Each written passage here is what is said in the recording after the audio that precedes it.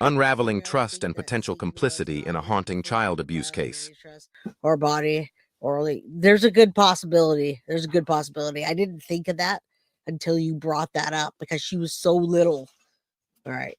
Minis or supplies, just leave those alone for now. There's a small gray box with a red handle that is not labeled. It contains a lot of Star Wars Legion minis, and it belongs with all the stuff that is in the blue bag on the closet floor that contains a bunch of other Star Wars Legion and X-Wing stuff. For my trading cards and games, leave them alone for now. As for my Tamagotchi and VPET collection, don't do anything with them just yet until we know how things will shake out. A lot of them are rare, expensive, difficult, impossible to replace in the kind of pristine condition they're in. Gavin Fish, this guy is delusional. He's delusional. He doesn't know how it's going to shake out.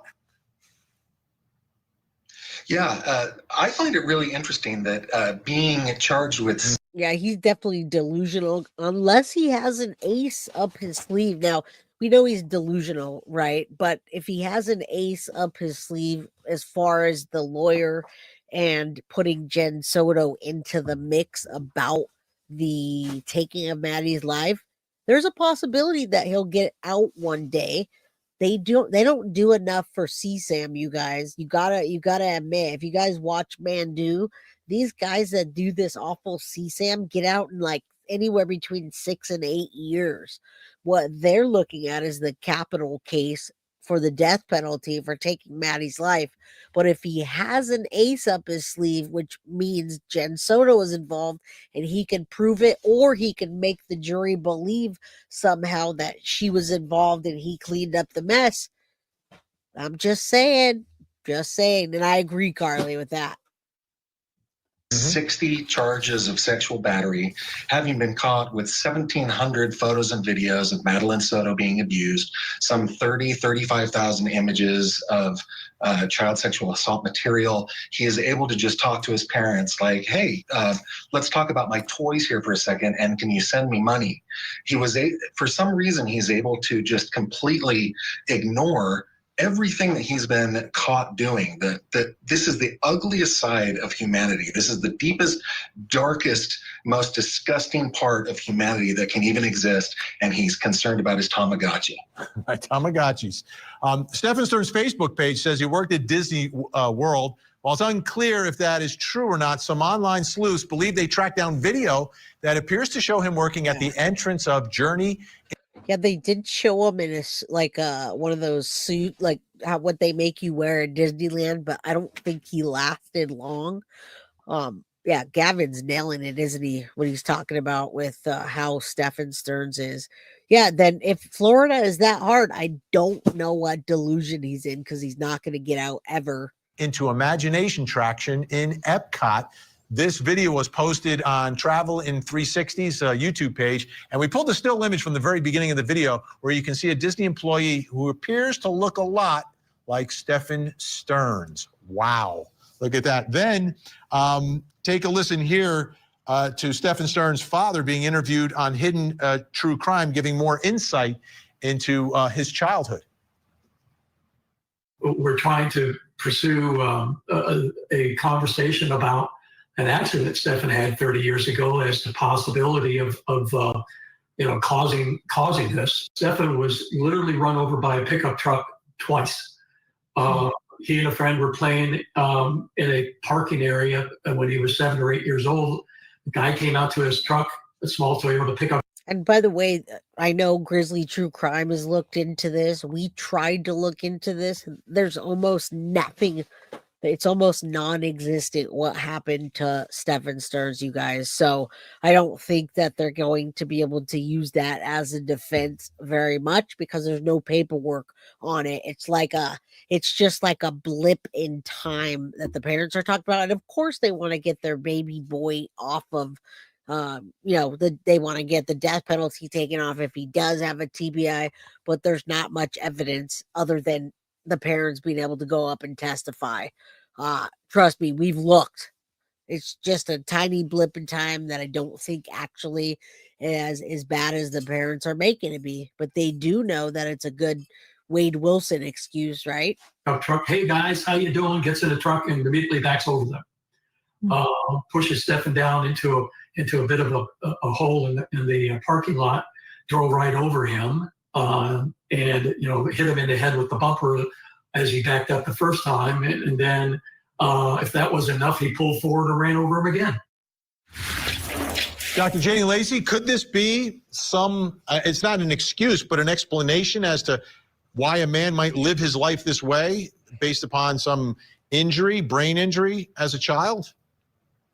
Right. Well, in and of itself would not explain his behavior. But when we look at certain types of complex trauma, and when people have complex trauma and it has not necessarily been treated, it can lead them potentially to have maladaptive ways of living that are not healthy and that are harmful. But in and of itself, a brain trauma or, an accident that has occurred does not necessarily lead people to harm children or become predators. But we would look at multiple things that potentially could have happened in his life that could have created him to be a predator and to have harm in particular to children. But in and of itself, a traumatic accident like such, I would be curious to look at other things alongside of what has happened in his life. But in and of itself, that would be very rare for any types of case studies or anything that comes to mind that would be similar to this case.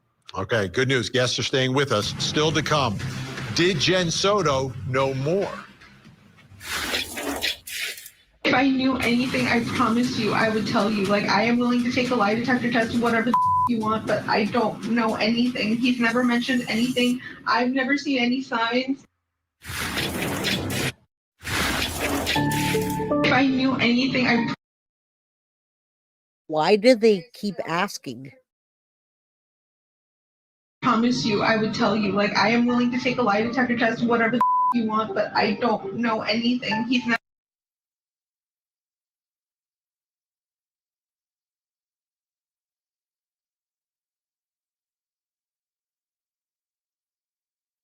Muted. I'm sorry, I was muted, guys. Sorry for a second. Okay.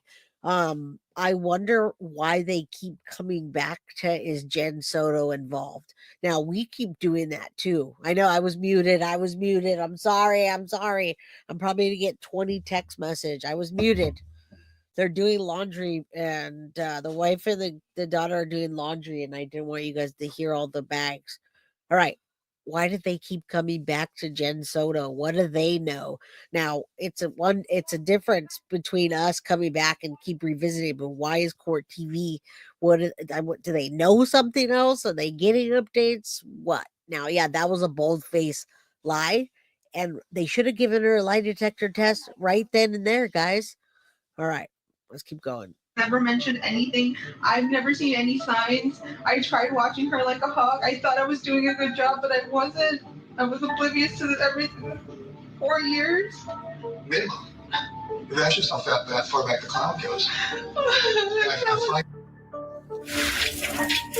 So Jenn Soto saying she was oblivious to this, and meaning the abuse of her daughter Madeline, which was, according to investigators, documented on video, on camera, in the Google Drive of her boyfriend or former boyfriend or on-again, off-again boyfriend, however you want to describe him.